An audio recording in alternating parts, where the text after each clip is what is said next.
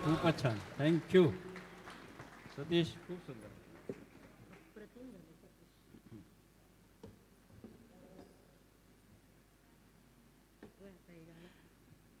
कसं छान वाटलं ना. येस. असा उत्तरोत्तर आपला कार्यक्रम रंगत जाणार आहे, त्यामुळे आपण मस्त हरिनाम कोरस. क्या बात आहे. थँक्यू. कोरसचे अजून आहेत, भरपूर गाणी असणार आहेत पुढे. हरिपाठ वारकरी संप्रदायाचा जीवनमंत्रच जणू. जिथे कुठे भजन कीर्तन चालते तिथे हरिपाठाचा गजर हा होतोच. भगवद्गीता सर्वसामान्यांना समजायला थोडी कठीणच आहे, कारण ती मुळात संस्कृत भाषेत. खरं तर ती ज्ञानगंगा आहे, पण तत्कालीन ब्राह्मण समाजाने हे मौल्यवान ज्ञान त्या काळी त्यांच्यापुरतेच मर्यादित ठेवलेले होते.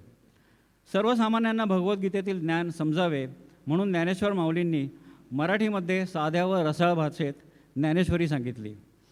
त्यामागे त्यांचा अत्यंत निर्मळ असा हेतू होता, तो म्हणजे जनसामान्यांचे कल्याण व्हावे. पण त्यांना वाटले की ज्ञानेश्वरी देखील समजायला थोडीशी अवघडच आहे, कारण ज्ञानमार्ग किंवा योगमार्ग हा थोडा मुळात अवघडच आहे. म्हणून त्यांनी भक्तिमार्गाची सर्वसामान्यांना ओळख करून दिली, जो त्यातल्या त्यात सोपा.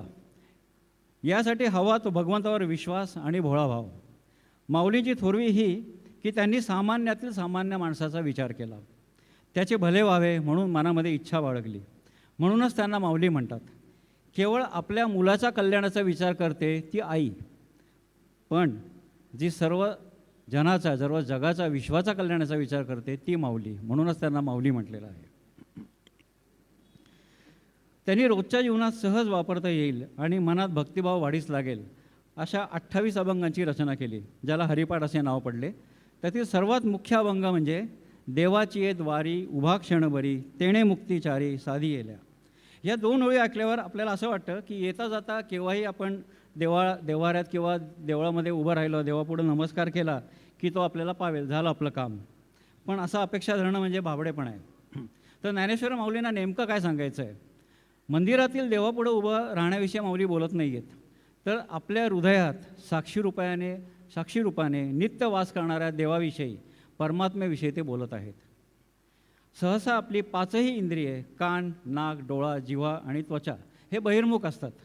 त्यांना सतत बाह्य जगाचे आकर्षण असते आणि त्याच्यामध्ये मन, बुद्धी आणि चित्त हे सुद्धा सगळ्यांना आपल्या बाहेरच्याच गोष्टींचं दिसत असतं आपल्याला.